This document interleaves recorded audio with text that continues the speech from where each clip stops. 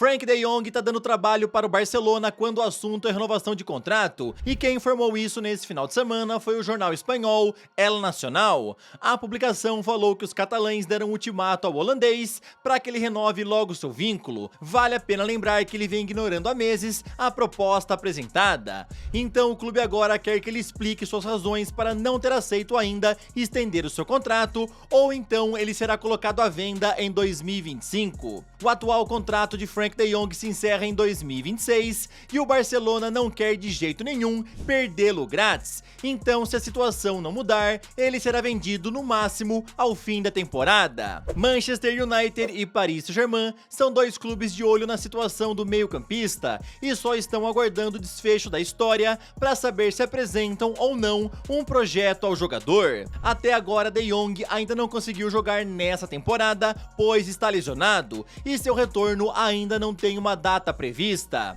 Meus amigos, uma coisa também que foi divulgada, a respeito da lesão, que recentemente deu entrevista ao canal do clube do Barcelona, e falou aí que não passou pela cirurgia, porque ele conversou bastante com o departamento médico e ambos juntos tomaram a decisão de que era melhor fazer o tratamento do que passar pelo procedimento cirúrgico, tá? Ele disse isso nessa entrevista, e ele também deixou bem claro que não ganha 37 milhões de euros por ano lá na equipe do Barça, porque tinha circulado muito essa informação nos últimos dias e tinha viralizado muito, que o Barça pagava tudo isso pra ele por uma temporada. Então ele deixou bem claro também nessa entrevista que não ganha essa grana do Barcelona, tá? Então eles já deram um ultimato: ou renova o contrato ou vai ser vendido em 2025. Vamos ver o que é que vai acontecer. Eu sou o Todd, seja muito bem-vindo para mais um vídeo aqui no canal, onde eu vou te contar muito mais coisa interessante. Erik ten Hag não vai ser demitido lá da equipe do Manchester, mesmo aí com um clube mais perto da zona de rebaixamento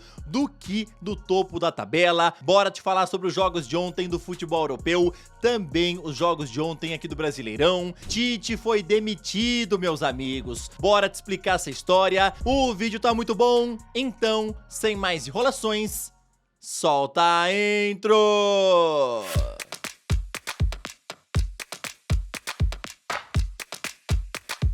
Em confronto para se afastar um pouco do Z4, ontem tivemos empate em 1 a 1 entre Juventude e Red Bull Bragantino. Tivemos clássico paulista, onde o São Paulo venceu o Corinthians por 3 a 1, com gols de Lucas Moura, Arboleda e André Silva. Fagner foi expulso aos 50 minutos e depois André Ramalho também foi expulso.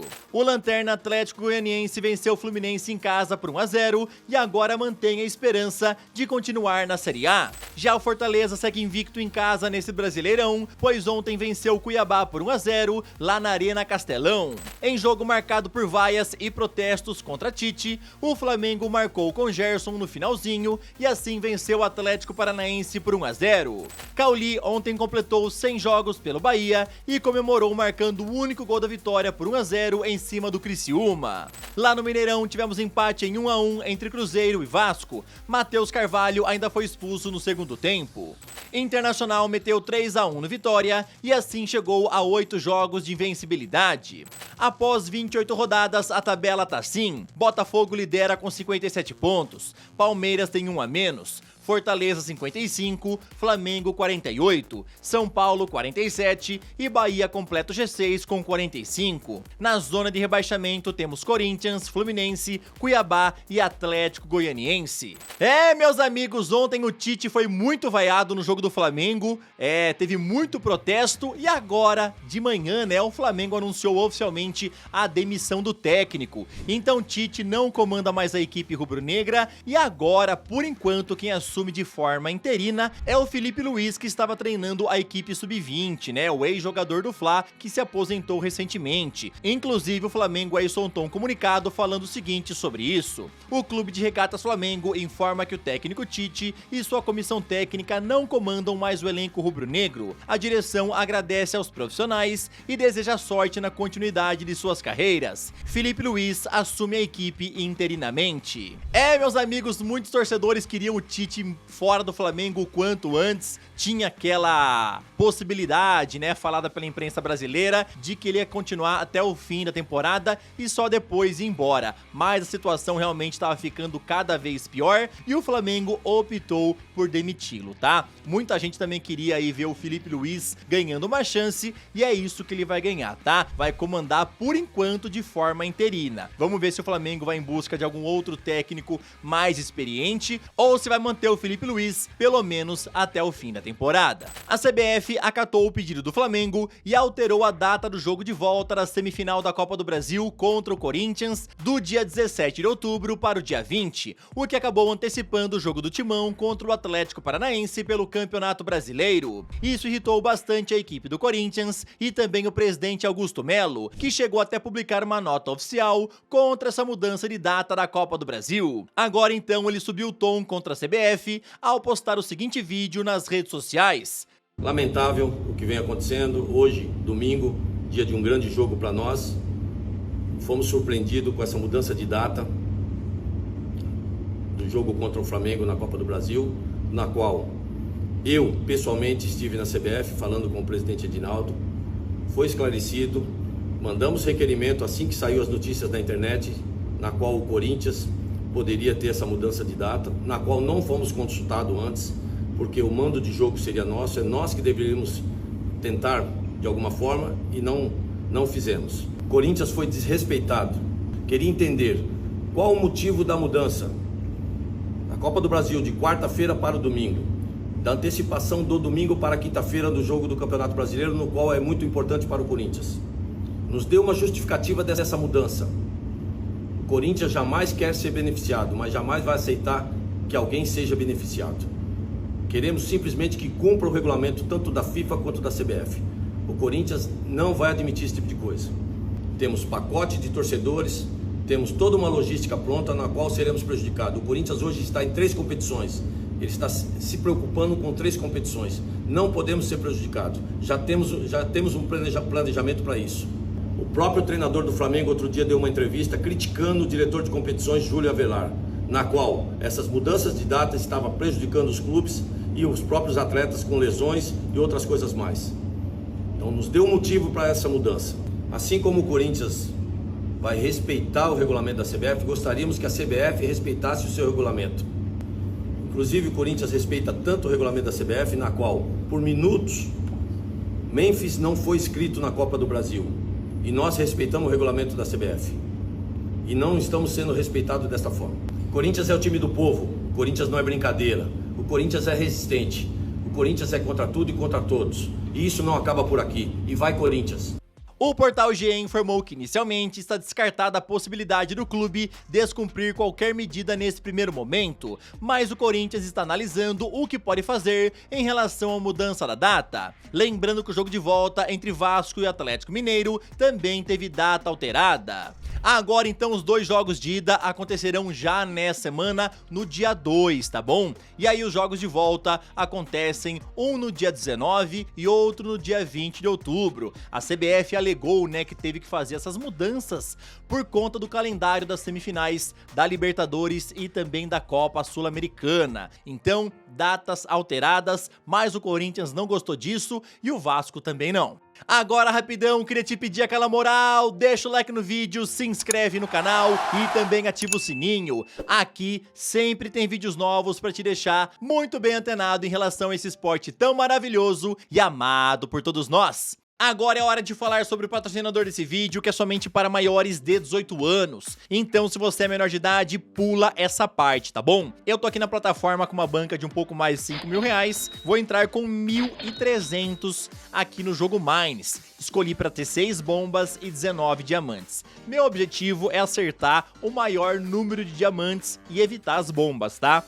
Já acertei o primeiro, segundo, vamos aqui pra cima...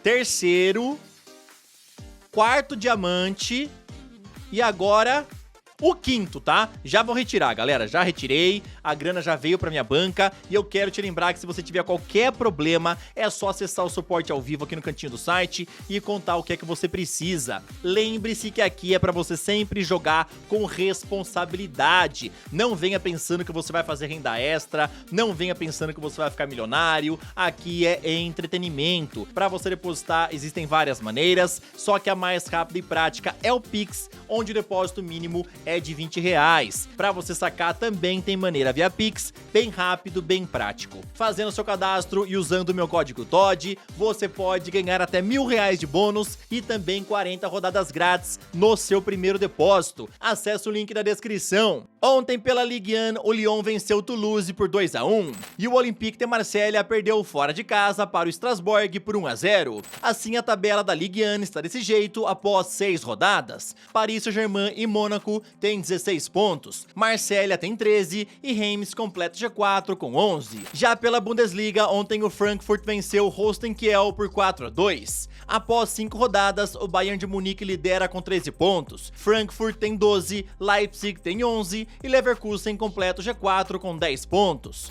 Ontem, pela Premier League, tivemos clássico onde o Tottenham visitou o Manchester United e meteu 3-0, com gols de Solanke, Kulusevski e Brennan Johnson. Bruno Fernandes foi expulso ainda no primeiro tempo, prejudicando bastante os Diabos Vermelhos, e a pressão pela saída de Erik ten Hag cresce cada vez mais. Ipswich Town e Aston Villa ficaram apenas no empate em 2-2.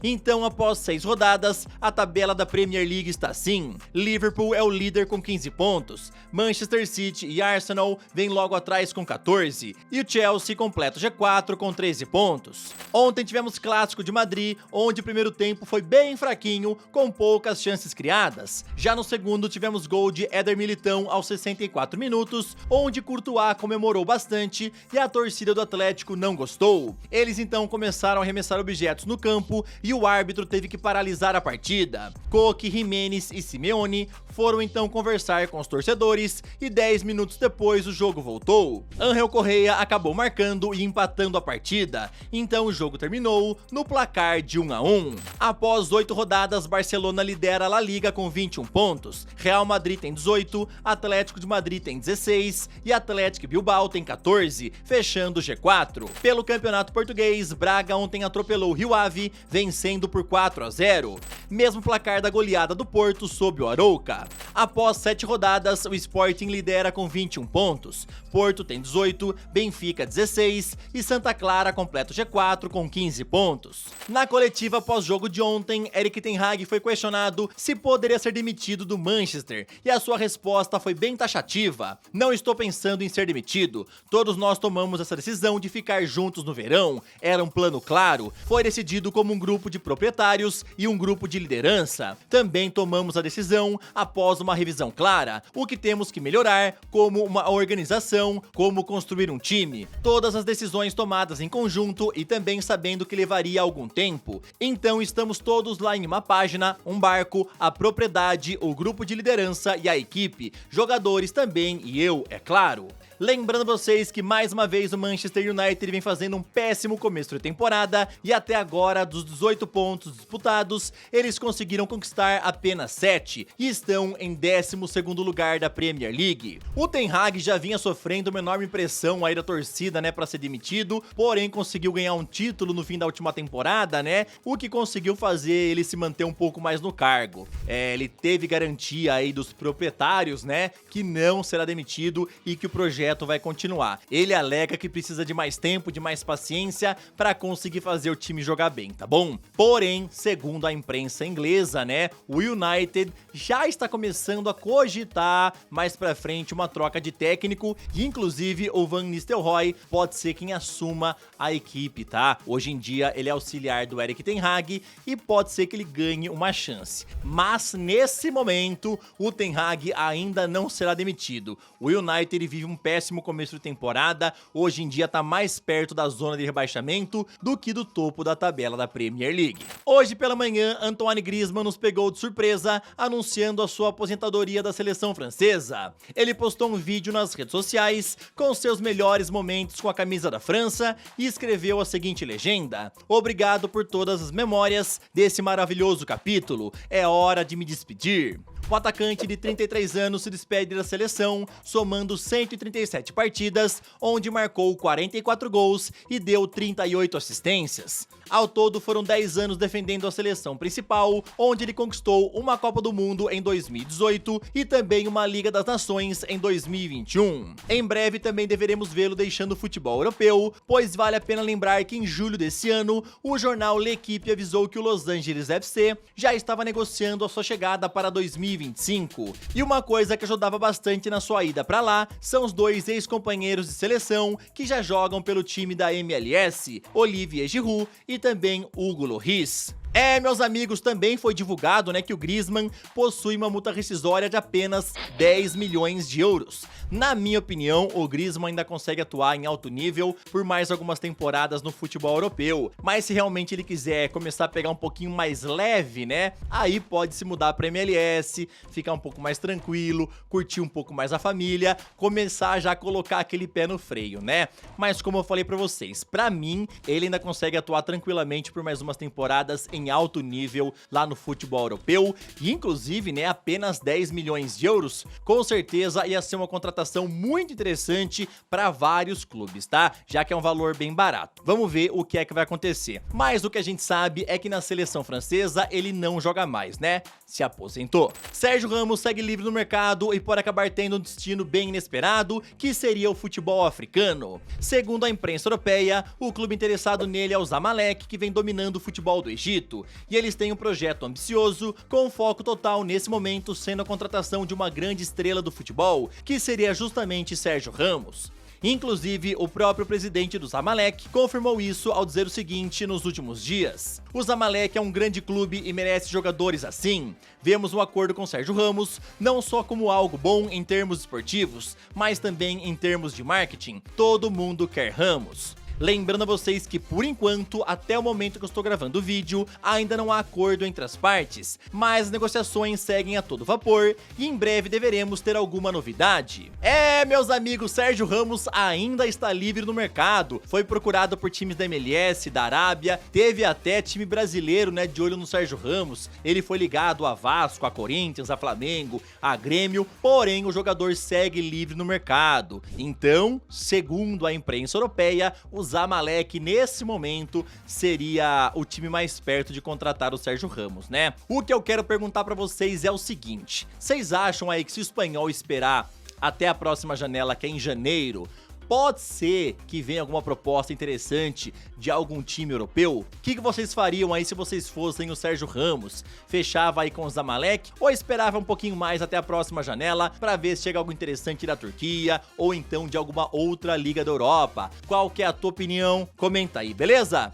Esse foi mais um vídeo, espero que vocês tenham gostado. Tamo junto, valeu e falou!